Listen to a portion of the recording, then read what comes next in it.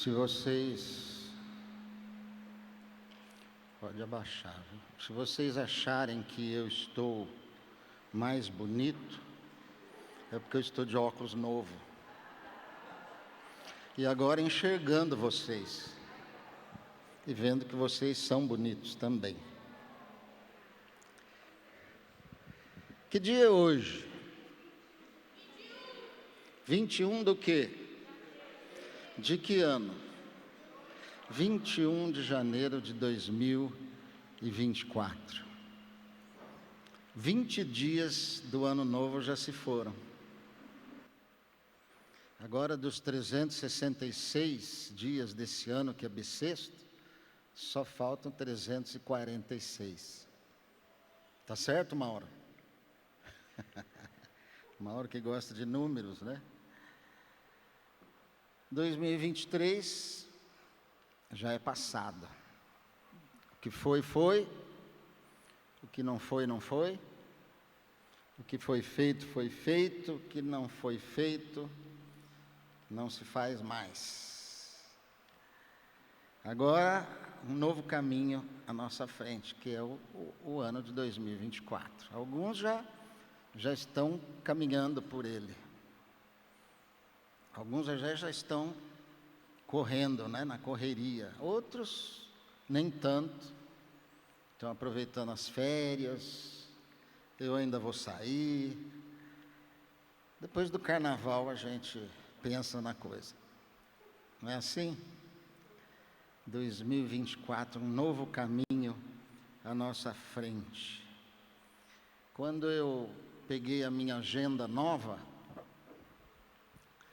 abri a agenda nova, na terceira folha tinha um título, tinha um calendário e um título assim, planejamento. Virei a folha, estava escrito, meus projetos para 2024. Aí tinha uma coluna assim, início, depois tinha mais algumas colunas, etapa 1, etapa 2, etapa 3. Virei a página, tinha um círculo grande assim, dividido em 4, e o título era Roda da Vida. Não sei se você já teve a curiosidade de ler as páginas da agenda, né? Nesse círculo, dividido em 4 partes, tinha 4 temas. Relacionamentos, que estava dividido em família, relações amorosas, vida social. Na outra parte, qualidade de vida, diversão, plenitude e espiritualidade. Na outra parte, profissional, propósitos, recursos financeiros, contribuição social. E na quarta parte, pessoal, saúde, estudos, equilíbrio emocional. Aí eu tinha que dar nota de 1 a 10 para cada um dessas partes aí, elegendo assim as minhas prioridades. E aí, estabelecer então alvos para o ano 2024. Achei interessante, até útil, mas eu tenho preguiça de fazer essas coisas. E eu pensei, eu não preciso disso. Nós não precisamos disso, porque nós temos a Bíblia. E na palavra de Deus, a palavra de Deus, ela estabelece para nós as nossas prioridades, quais são. Não preciso fazer tanto teste assim. Efésios, capítulo 5, 15 a 17, diz o seguinte: portanto, vede prudentemente como andais, não como nécios, e sim como sábios, remindo o tempo, porque os dias são maus. Por essa razão, não vos torneis insensatos, mas procurai compreender qual a vontade do Senhor. Essa passagem nos fala a respeito de vermos prudentemente, com muito cuidado, com muita atenção, como é que nós vamos andar por esse caminho de 2024. Vejam prudentemente como andais. E ele dá duas opções. Uma como necios e outra como sábios. Necios é uma palavra bonitinha para dizer falto de entendimento, que é outra palavra não tão feia para dizer ignorante, que é outra palavra que não é tão ruim para dizer burro. Não como necios, e sim como sábios. E ele diz, remindo o tempo, porque os dias são maus. Duas escolhas que nós temos a fazer. Eu vou andar como nécio ou como sábio? Um desses caminhos, na verdade, Jesus já havia falado sobre dois caminhos. Vocês se lembram, um caminho largo e um caminho estreito. Caminho largo certamente deve ser o dos nécios, é o caminho que a maioria anda, é o curso do mundo, é o caminho mais fácil, é o caminho que a onda nos leva. E o caminho estreito, mais difícil, e nem tantos seguem e escolhem esse caminho. Aqui, Paulo está nos falando que nós devemos fazer uma das duas opções, andar como sábio ou como nécio. O sábio, ele explica, ele deve remir o tempo. Remir o tempo aqui quer dizer aproveitar bem as oportunidades que nos aparecem. Deus nos dá oportunidades a cada dia. Aquele que é sábio, sabe como remir o seu tempo, como aproveitar o seu tempo, como gastar o seu tempo em coisas edificantes, boas. Não gastar o seu tempo em coisas fúteis, que não trazem nada, ou pior, naquelas que trazem coisas ruins, porque os dias são maus. Isso quer dizer que muitas oportunidades não tão boas aparecerão também diante do nosso caminho de 2024. Remir o tempo é saber administrar o tempo. E eu vejo às vezes as pessoas dizendo, eu não tenho tempo, não dá tempo, eu quero ler a Bíblia, mas não dá tempo, eu quero ir no grupo, mas não dá tempo. Escuta, quantas horas tem o seu dia? 24? Quem fez o dia? 24 deve ser suficiente. Será que você vai pedir a Deus que Ele atrase um pouco a rotação da Terra para que você tenha 28 horas por dia? 24 é suficiente. Depende de nós sabermos sabiamente administrar o nosso tempo, e para isso é importante que nós estabeleçamos prioridades. O que é mais importante na minha vida? E Deus, através de Paulo aqui em Efésios, fala sobre isso. Ele fala sobre as suas prioridades.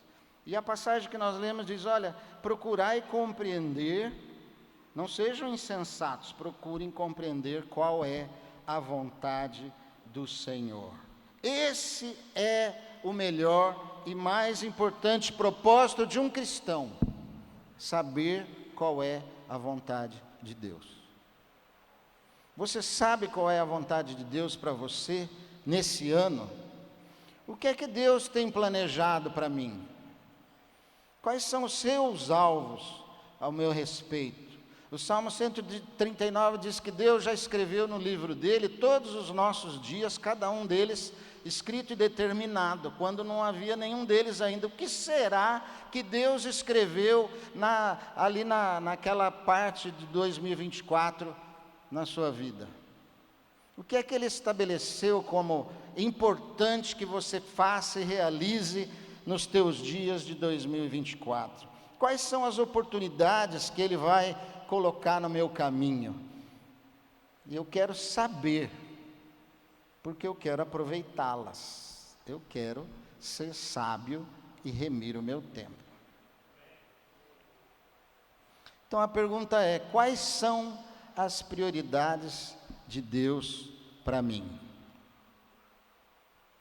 Os alvos que eu vou estabelecer para o ano novo revelam as minhas prioridades, as minhas. Infelizmente, às vezes as nossas prioridades para o ano novo são aquelas que nós cantamos lá no Réveillon. Sabe aquela musiquinha? Adeus, ano velho, feliz ano novo, que tudo se realize no ano que vai nascer.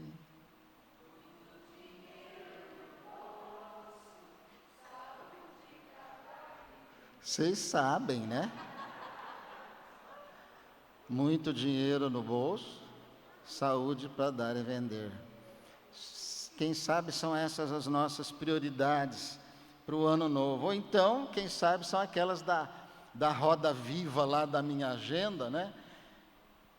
E lá na área de trabalho, na área de coisa que diz: bom, acho que eu vou no quesito profissional, quero ganhar mais, vou trabalhar mais. Olha a lógica. Quero ganhar mais, vou trabalhar mais. Na área de pessoal, de saúde, eu preciso descansar mais. Aí preciso trabalhar menos. A lógica humana. Ok. Então eu pergunto: quais são as prioridades de Deus para nós? A resposta vai revelar os alvos que eu devo estabelecer para o meu ano. A carta de Efésios, Paulo coloca essas prioridades em ordem, inclusive. Continuando nessa passagem que nós lemos de Efésios capítulo 5, a partir do versículo 18, que diz: e não vos embriagueis com vinho, no qual há dissolução, mas enchei-vos do Espírito, falando entre vós com salmos, entoando e louvando de coração ao Senhor, com hinos e cânticos espirituais, dando sempre graças por tudo a nosso Deus e Pai, em nome de nosso Senhor Jesus Cristo, sujeitando-vos uns aos outros no temor de Cristo. Aqui, ele já está estabelecendo a primeira prioridade, a mais importante delas: enchei-vos do Espírito. Enchei-vos do Espírito. E ele coloca os alvos. Às vezes, achamos que encher do Espírito precisa fazer parte de reuniões emotivas e tudo mais. Ele coloca aqui alguns alvos tão simples. Ele diz: falando entre vós com salmos. Primeiro alvo que eu posso estabelecer para mim: falar entre nós com salmos. O que é isso? Palavras boas. Eu lembro de uma pregação do meu pai. Você que é mais antigo aí deve se lembrar, em que ele falava sobre a linguagem de louvor, a linguagem de adoração e a linguagem de reclamação, né? Ele falava a linguagem infernogênica, a linguagem do inferno. A linguagem de Deus, louvor, gratidão. Ele fala sobre gratidão, agradecer a Deus. E quando você fala coisas boas, as coisas boas acontecem. Quando você fala coisas más, quando você é negativo, e ele dizia na pregação: para vermos as coisas boas, porque temos a tendência de ver as coisas ruins. 10 coisas boas aconteceram no dia, uma ruim, aquela é que vai prevalecer na nossa mente. Temos que colocar como alvo, ver aquilo que é bom. Louvor, agradecimento, gratidão, ter a visão, como dizia meu pai na pregação, de rouxinol. O rouxinol vê o quê? Flores. E não ter a visão do urubu. O urubu procura carniça. Pergunta para o seu irmão, você tem olhos de urubu ou de rouxinol?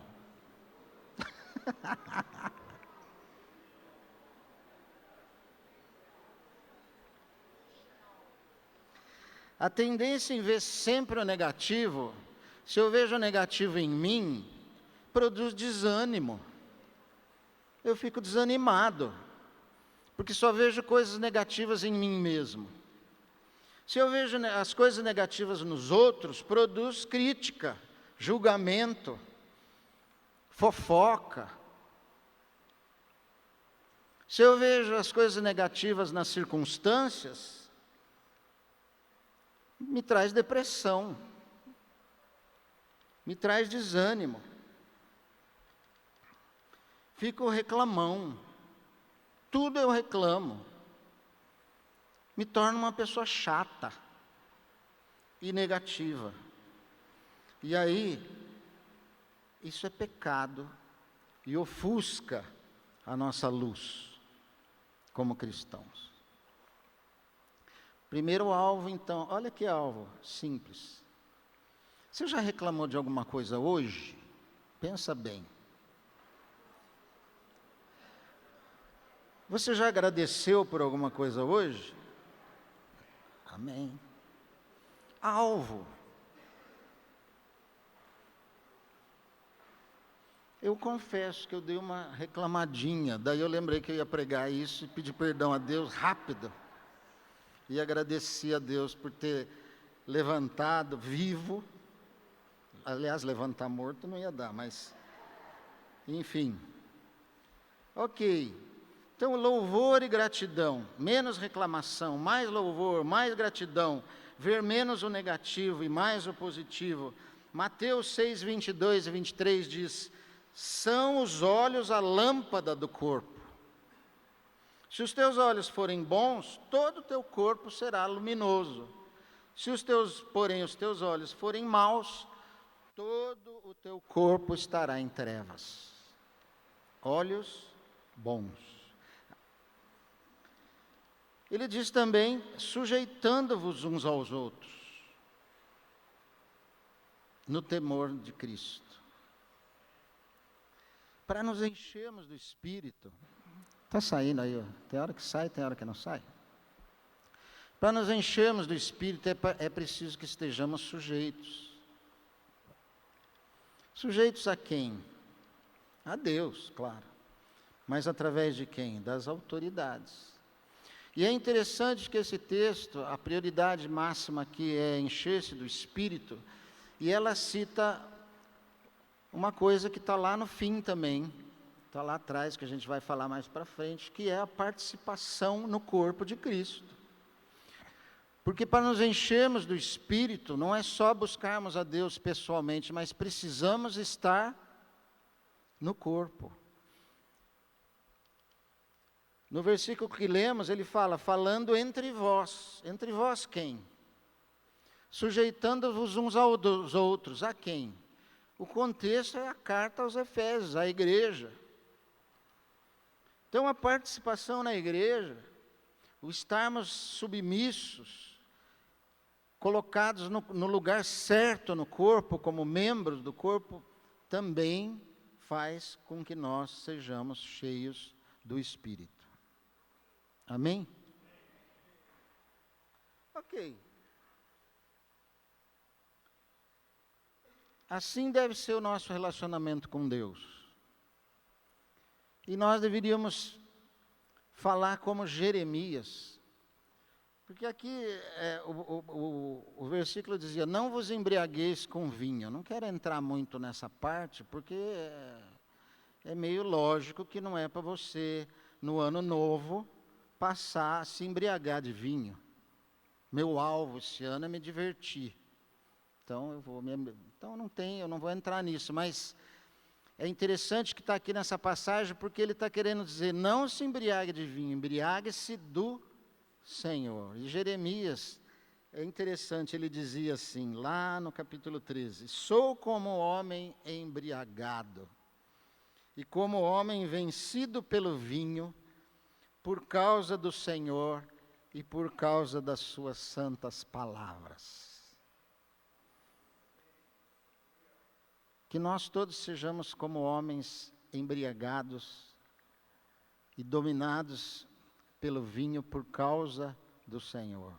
Ou seja, controlados, influenciados pelo Senhor e pelas suas palavras. Ok, primeira prioridade, Deus. Afinal, amarás o Senhor teu Deus sobre todas as coisas. E aí vem o próximo, como a ti mesmo. Então, segunda prioridade, o próximo. O primeiro próximo é aquele que está mais próximo. É o marido e a esposa. A mulher e o marido. E ali a passagem diz, mulheres sejam submissas a seu próprio marido, como ao Senhor, porque o marido é o cabeça da mulher, como também Cristo é o cabeça da igreja. Mulheres sejam submissas. Sociedade moderna, a mulher é empoderada. Na sociedade moderna, a mulher está em constante disputa com o homem. E ela diz que tudo que o homem faz, ela também pode fazer. Eu creio que pode, mas deve. Na sociedade moderna, a mulher quer ser igual ao homem. A mulher cristã sabe que o homem e a mulher são diferentes. Foram feitos diferentes, com funções diferentes. Claro, igual como ser humano diante de Deus são completamente iguais, não há diferença. Mas na sua função são diferentes. E foram feitos diferentes para funcionarem de forma diferente. A mulher cristã sabe disso. E por isso ela aceita a autoridade com que Deus investiu o marido. Quando a palavra diz que o marido é o cabeça da mulher. Então, qual é o alvo da mulher no ano de 2024? Ser submissa, respeitar seu marido. Entender que ela tem uma função e ele tem outra, e os dois se completam. E o marido? Maridos, amai vossa mulher, como também Cristo amou a igreja e a si mesmo se entregou por ela. Qual é o alvo do marido? Entregar-se pela sua esposa, como Cristo fez com a igreja, amá-la incondicionalmente, fazer tudo por ela, para que ela se sinta segura e amada. Na sociedade moderna, o alvo do marido é ter sucesso profissional, é o primeiro. E para isso, muitas vezes sacrifica a sua vida familiar, se torna uma pessoa ausente das coisas do lar. E a Bíblia diz que o marido, o homem que é ausente da vida comum do lar, as suas orações não são ouvidas. Eu quero como homem, nesse ano, orar mais. Você quer que as suas orações sejam ouvidas? Quero. Viva a vida comum do lar. Simples.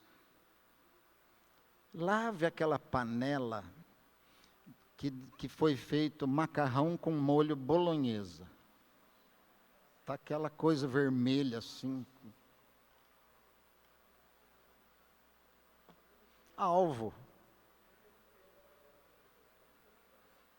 O problema é quando a gente lava uma vez, depois é assim, né?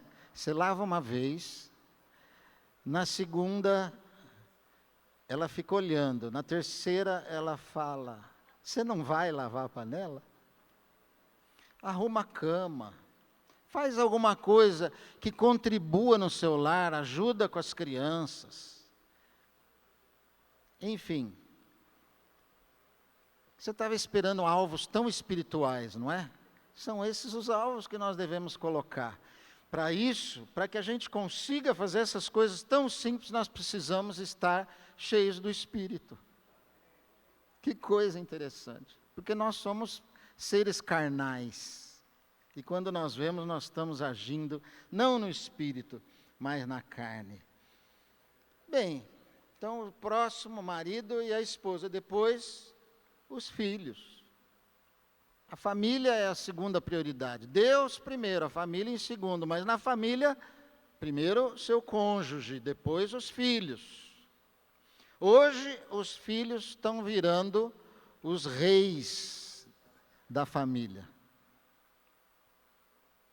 Rei na família sou eu, o marido. E a mulher é a rainha. E os filhos são príncipezinhos.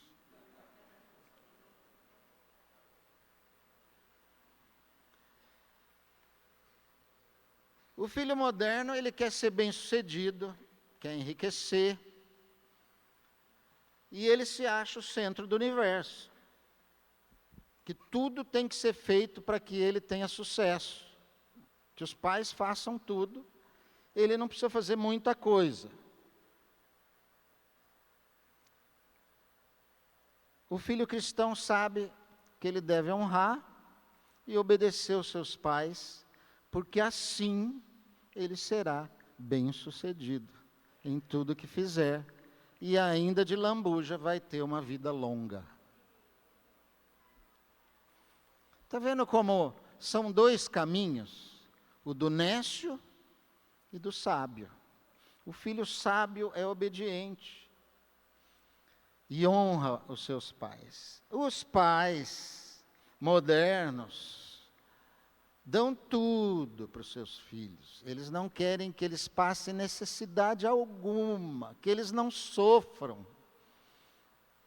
de forma nenhuma.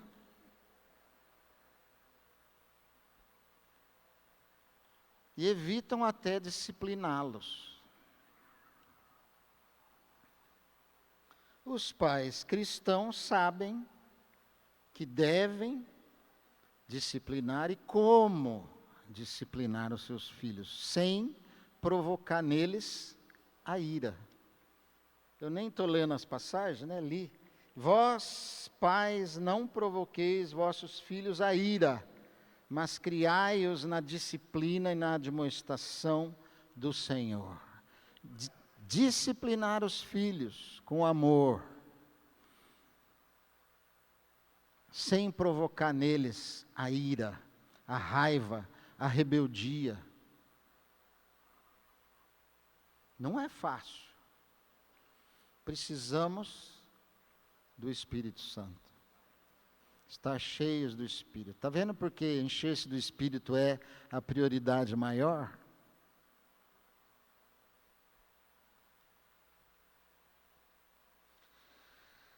Terceira prioridade, então, o trabalho.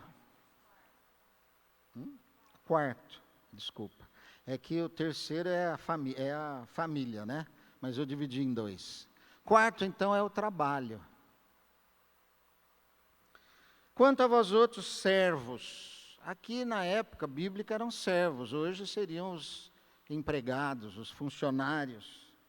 Obedecei a vosso Senhor segundo a carne, com temor e tremor, na sinceridade do vosso coração, como a Cristo, não servindo à vista como para agradar a homens, mas como servos de Cristo, fazendo de coração a vontade de Deus. Simples.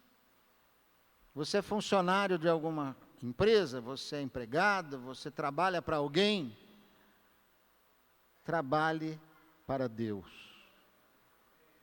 Trabalhe para agradar a Deus, não para agradar a homens. Não trabalhe quando o chefe está vendo, e quando o chefe não está vendo, você fica na internet. Pensa que eu não sei? Trabalhe para agradar a Deus, sendo obediente, sendo prestativo, sendo eficiente, e Deus vai te abençoar.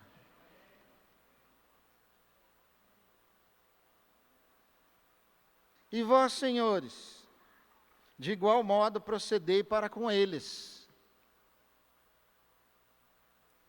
De igual modo procedei para com eles. Ou seja, você não é mais importante, você não é melhor que ele, porque você é patrão. Deixando as ameaças, sabendo que o Senhor, tanto deles como vosso, está nos céus e que para com ele não há acepção de pessoas. Você e o seu empregado, mais o menorzinho de todos, são iguais diante de Deus.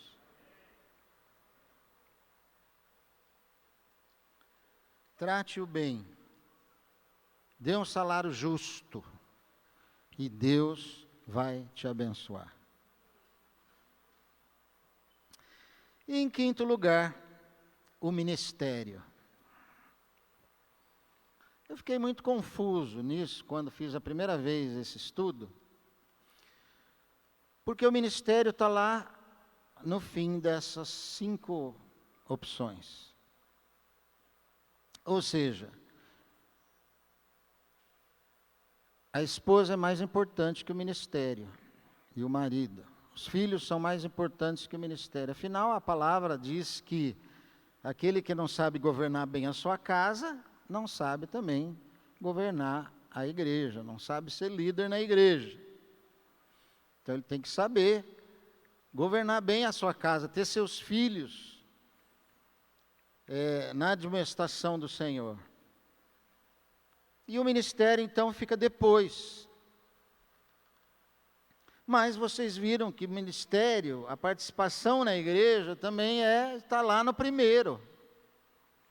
Porque ela nos ajuda a nos enchermos do Espírito Santo. Isso porque as prioridades, essas coisas aqui, são todas muito importantes. Todas. Porque elas se entrelaçam. Se você participa na igreja e cumpre a sua função, você se enche do Espírito. O Espírito Santo vai te dar dons para que você possa produzir frutos na igreja. Se você distrair com coisas lindas que passaram por aqui. Então tudo está entreligado, tudo está interligado. Você precisa, o trabalho está depois da família, mas você precisa trabalhar para poder sustentar a sua família. Então toda a questão aqui é de pegar essas 5 prioridades e saber administrar bem, para que você possa ter alvos em todas elas, atingir alvos que abranjam todas essas 5 prioridades.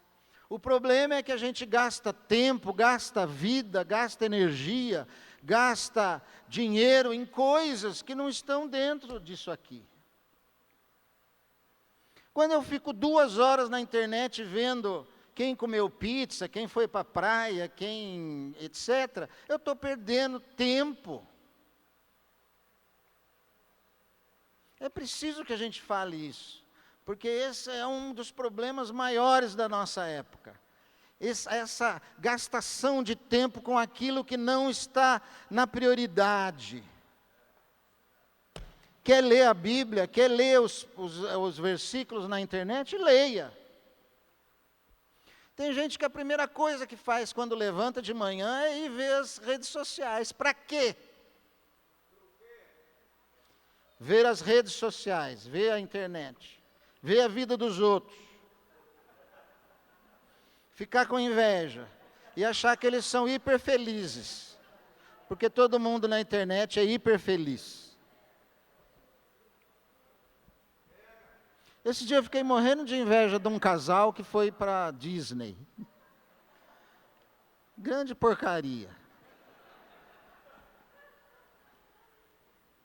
Me fez mal.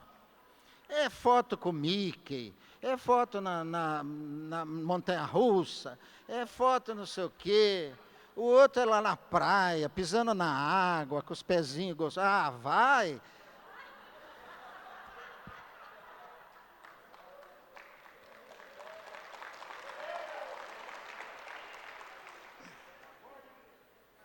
E sabe o que eu fiquei pensando? Eu vou para a praia daqui 2 semanas. Eu vou pôr eu lá na... Eu vou mandar para todos vocês. E vocês que curtam. Gente, olha o que está virando a nossa vida. Prioridades de Deus. Vamos dizer, primeiro... Deus, encher-se do Espírito. Segundo, família, o cônjuge e os filhos. Depois, trabalho. E depois, ministério. Ministério. Está dentro desses itens. Amém. Conclusão. Precisamos e devemos escolher ser sábios e não nécios. Se nós não fazemos essa escolha todos os dias, quando nós vemos, porque somos pecadores, temos a tendência de sermos nécios. Que coisa! Devemos compreender qual é a vontade de Deus. Qual é a prioridade que Ele estabeleceu para nós? As prioridades de Deus devem estabelecer os nossos alvos. As nossas prioridades, então, devem ser Deus, cônjuge, filhos, trabalho e ministério. Todos são prioridade. Entenda, todas são prioridades e todas devem entrar nos nossos alvos para o ano novo. Para isso temos que aprender a administrar o nosso tempo com sabedoria, aproveitando as oportunidades que Deus coloca diante de nós. Este é o caminhar sábio, porque se não temos essa sabedoria, devemos então pedir a Deus. E não é só pedir a Deus, é buscá-la na sua palavra. Procuremos prudentemente conhecer qual é a vontade do Senhor. Vamos caminhar em direção ao nosso alvo maior, que é ser como Cristo. Que é ser semelhante a Cristo. E é fazendo essas coisas práticas que nos tornamos parecidos com Jesus. Amém? Que seja assim e feliz ano novo.